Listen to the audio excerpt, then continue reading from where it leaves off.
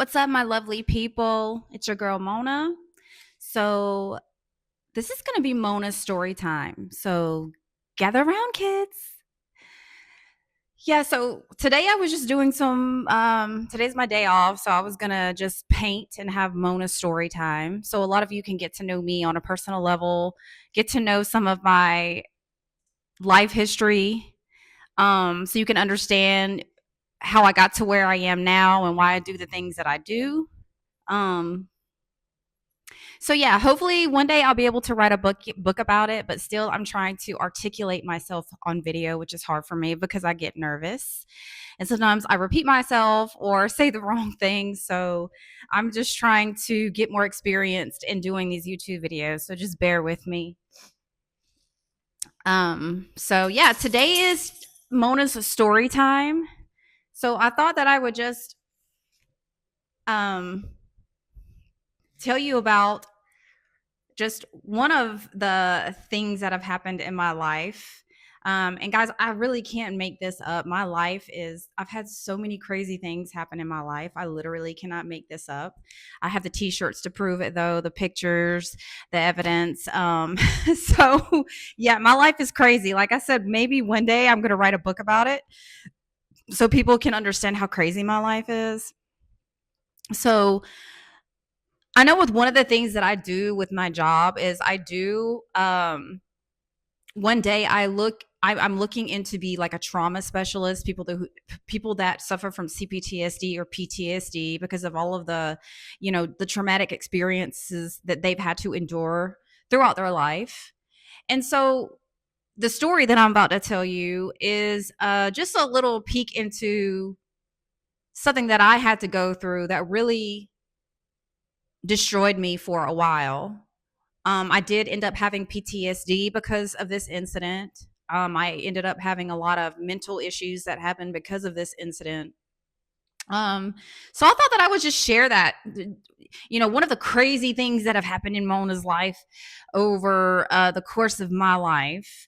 And also, hopefully, on the flip side, or another aspect of this will be to help people who come into these experiences to know what to do and what not to do. Because if I knew what I knew now, especially about the court systems and especially about knowing the Constitution and how things work within the judicial system, this wouldn't have happened to me. Mind you, this happened around 2014, 2015. So this was about 10 or 11 years ago when this happened, and I was ignorant of a lot of things. So hopefully with me telling you about my experience, you can not go down the same path as I went down because you at least had knowledge of certain things. So, yeah, let me get my paperwork here. Okay, so this incident, I'm going to take you back to 2013. So this was 12 years ago when all of this happened. So my life was really crazy. So I'll take you back to 2010. So 2010, died of a my mother died a horrible death. Um, there is speculation that she was murdered, but that's just speculation. All of that in a nutshell, it was a very traumatic experience for me having to hold my mother's dead body. I had a lot of questions at the time that were not being answered. Fast forward to 2013, I still was literally trying to get over my mother's death and the things that happened in that regard. And so it was still fresh to me around this time. So to say the least, I did suffer PTSD from my mother's death. That was still carried over into 2013 because I still had not fully grasped everything that had happened in that regard. At the time, I was in a very, very fucked up relationship. At that time, my boyfriend at the time, I did catch a video on his phone where he had drugged me with Xanax and was trying to take advantage of me sexually while I was passed out. Basically rape. And mind you, if you fast forward 5 to 6 months later, I'm being arrested for a crime that I didn't commit. I had to spend more than a couple days in an orange jumpsuit out in Lawrence County. I'm not saying that the two are um, related to each other. It's just I'm telling you the timeline of what happened. Could be related. Who knows? I'm still doing my own investigation into this. Mind you, just to let you know that I was experiencing, not only had I experienced that traumatic event by finding that video on my boyfriend's phone at the time, mind you, fast forward 5 to 6 months later, roundabout, I'm getting arrested for a crime. I didn't even know what the fuck was going on. So I'm going to tell you, I'm going to tell you the story surrounding that. Um, so I was a waitress at the time whenever all of this was happening. I only had a couple of cast of characters around me at the time. I didn't really have any enemies. I mean, I had only like a handful of people around me. And at the time, my lawyer, Jonathan Waters, he's in Macon. Guys, I do suggest that if you ever get into any kind of trouble, he's a wonderful attorney. He's a great lawyer.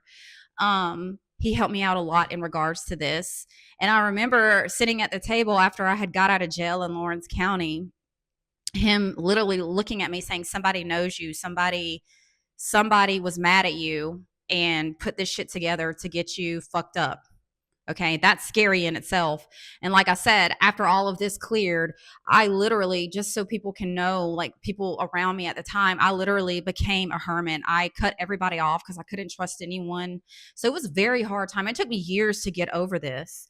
So I am going to be reading some of this paperwork as well as put the actual paperwork up on the screen so everybody can see that I'm not lying and that it's actually, a lot of this was typed up by Lawrence County Sheriff's Office.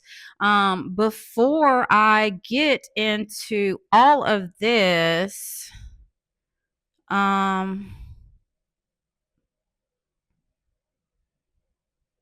okay, before I get into all of this,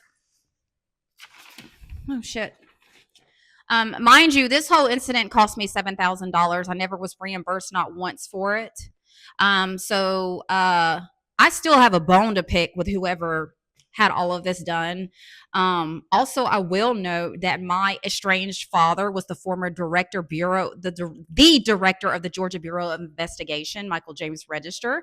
I'll put a picture here so you guys can see. This was back into August of 2022 when I was at his signing in at Governor Kemp's office at the Capitol in Atlanta.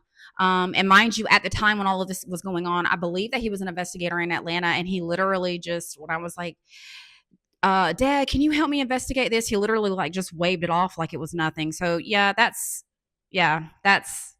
what I've had to deal with my whole life. But anyway, before I go into any of this, I will say that this is a dismissal of the warrants, and this is also saying that I was dismissed of all of these charges because there was insufficient evidence. Plus, at the time, there was video evidence and clock-in evidence that I was at work all day when all of this bullshit was reported to Lawrence County. Now, I will name, these were two felonies that were hanging. These were two felonies. Mind you, if I didn't have any help at the time or if I wasn't at work, this could have really fucked me up. So God was looking after me. Plus, there was some other things that just were not making sense. So this happened in Lawrence County. Like I said, I know I'm repeating myself, but somebody colluded with other people to try to get me in trouble. So this is, you have reports 13-29228 and 13-29229. So this is these reports are about larceny reports. So somebody going into the home and stealing. So going into someone's home and stealing more than $500 worth of whatever. And they said that it was me. I've never hardly even been to Lawrence County.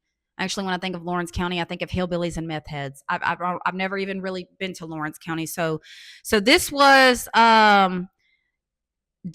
Harrell Sheriff. This was the paperwork that my lawyer, I had got through all of this through my lawyer. So we'll just go in to all of this information. Like I said, I will put the paper up here so you can actually read it on the screen. So this day was the 25th of September of 2013. The people that complained and claimed that they saw me, and even on the paperwork they had my name spelled wrong in the description of me. They said I had blue eyes and had my name spelled all wrong. Like I said, if I would have known what I know now, they would have not fucking touched me with any handcuffs or taken me in. Actually, and even on the warrants, the judge had not even signed off on my warrant. There was no signature. And I literally went in willingly, like a dummy. So these people on here, the people that, this was, the address was 750 Zion Hill Road, East Dublin, Georgia, 31027. Never been there before in my life, never even heard of that address. So the people who complained on me was Shane Matthew Hobbs. There were, let's see, the other witnesses were Samantha Nicole Pruitt. In the description box below, I'm going to actually post some links of her being involved with a murder that was in Lawrence County. I never even heard of this girl in my life. Samantha Nicole Pruitt. The other one was Derek Stanley Dollar. And these were people that claimed to be witnesses that I actually went into the home and stole some items. And I believe the home belonged to Shane Matthew Hobbs. Okay. And you can see that their race is white. I think I do have some photos of them if I can find it that my lawyer had given me that I still have somewhere in storage, and I'll post them up here. And let's see. Now, mind you, this is all public record, so it's okay for me to talk about this. So, and so this was assigned to Jeremy Reese. I don't know if he was the reporting officer or if he was the sheriff at the time, but this is a picture of him. If anybody, and like I said, if anybody has any information on these people or this person, please let me know. But yeah, so and how I got arrested is one day I was going to the gym. I was literally just minding my own business. I got pulled over for a seatbelt violation. It was a Georgia State Patrol, and he said, "Ma'am," when he got my license and everything, he went to his vehicle. He came back and he said, "Ma'am, I'm going to issue you a warning, but the bad thing is I'm going to have to take you into custody." And I'm like, "What?" And he was like, "You have 2 offenses of larceny on your record from Lawrence County." And I'm like, "I've never even been to Lawrence County." And at the time, my nervous system was going off. I thought he said arson. So I was like, "I've never even caught nobody's house on fire." And he was like, "No, ma'am, larceny. It's where you break into a home and you steal things." And I'm like, "I never done that in my life." And so fast forward, they had to detain me at the Perry Detention Center before Lawrence County came to get me in the paddy wagon. And I spent a while in the Lawrence County jail, which was an experience of its own. Almost got my ass beat really bad while locked up in Lawrence County. Okay, somebody who had never been to jail before. Actually, I had been in jail, but I'd never been like, I don't know, in the general population. I never spent like more than 2 nights in jail. So I didn't know how things work, right? And so they have commissary there. So a lot of the times the girls will go ahead and order stuff from the commissary and they'll bring it in like these boxes. And so like at the time when I was locked up, I thought this was free snacks. And so I went to go grab a Gatorade and some chips. And I just remember this big girl, like she was like 6 foot tall, tapped me on my shoulder and was like, "Hey, bitch, those are my snacks." And I was like, oh my God. And if I wasn't as cool as I was, she probably would have whooped my ass. But she gave me a 1-up and she got her snacks back. But that was totally an experience of its own. Besides that, the girls taught me how to make a tampon out of a pad. I was taught how to pop the socket to light a cigarette. So there were some positive things there about being locked up. I learned a couple of things. It was pretty cool. But fast forward to my lawyer, I had to end up getting thank God that I had a friend at the time that was willing to help me. I got a lawyer, Jonathan Waters, out of Macon.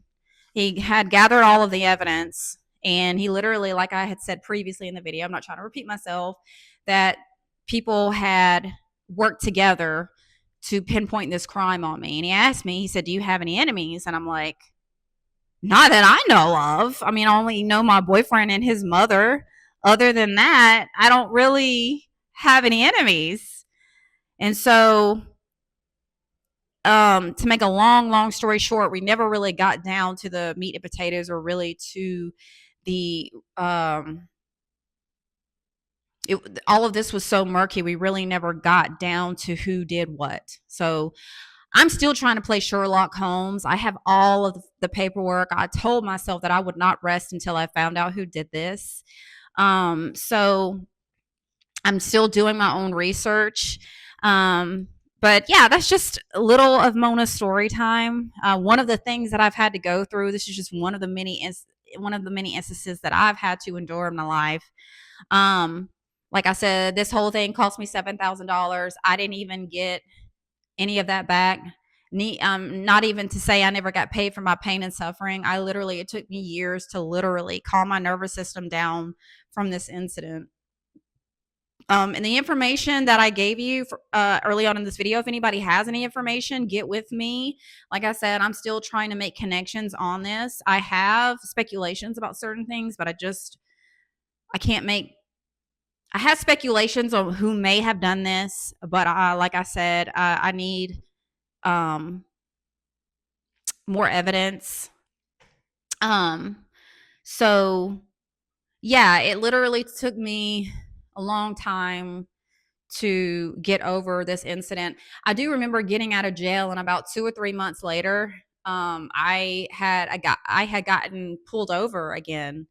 I was riding around in Houston County, and the cop didn't think that I stopped at a stop sign, and he flipped his blue lights, and I literally had a full blown panic attack. Like, the cop had to like literally sit with me. I had to tell him like I had just got out of a bad incident, and I didn't know how much trauma that I had suffered. I literally almost passed out just from a routine traffic stop due to this incident. So that's just some of the things. I had insomnia for about a year after this. Like I said, it was very traumatic. But anyway, guys, if you ever do come across something like this, ask for that warrant, the criminal warrant. Ask for that judge's signature, because you could see on this paperwork the judge never signed off on me getting arrested. So I don't know that all of this done was illegally. And if I knew what I knew at the time, I would have pressed on, you know, charges against whoever needed to be reprimanded for this, because you could see a judge never even signed off on my paperwork. So who had the right to come get me? Nobody. And they had my name spelled wrong. I don't have blue eyes. I have brown eyes. I wasn't at the height. My height was wrong. They had my name spelled incorrectly. So, guys, you have to really be on your shit when it comes to the law, especially people out there that have haters, and people that want to do shit like this to get at you. You really need to be on your shit, because this all was done illegally. So, yeah, that was just a little bit of my story time. I'll have another story for you guys next time. Like I said, I really am working on a book in my head about my life, so people can know all of the crazy ass shit that I've had to go through. But hopefully you guys enjoyed it. And if you have any information or if you have any pointers for me, I would love for you to reach out. My information is always in the boxes below.